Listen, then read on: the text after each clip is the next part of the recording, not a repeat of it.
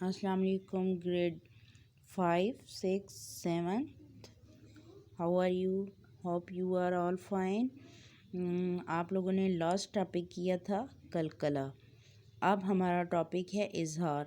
جیسا کہ میں آپ کو کلاس میں ان دونوں کا فرق بھی بتا چکی ہوں، سمجھا بھی چکی ہوں، تو اس کے مطابق آپ لوگوں نے کلکلا کی مجھے لاسٹ ٹائم ایگزامپلس کر کے دی تھی، اور جن بچوں نے نہیں کی تھی وہ پلیز ان کو کریں تاکہ آپ کو اچھے طریقے سے سمجھ آئے گی. اب ہمارا ٹاپک ہے اظہار. اظہار کن کن حروف پہ ہوتا ہے؟ نون تنوین اور نون ساکن کے بعد اگر ان حروف میں سے کوئی حرف آ جائے، اگلا حرف یعنی یہ ہو ان میں سے، جیسے حمزہ، ہا، عین، ہا، غین، خا میں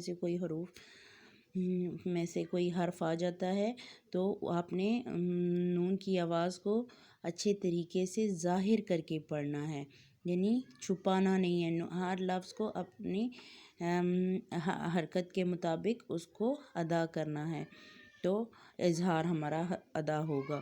تو اس کی آپ نے اب ایگزامپلس کرنی ہیں، کیونکہ ایگزامپل جب آپ خود سے قرآن پاک سے تلاش کریں گے تو آپ کی ایکسرسائز ہوگی، آپ کا جو ذہن ہے وہ کھلے گا اور آپ سمجھیں گے.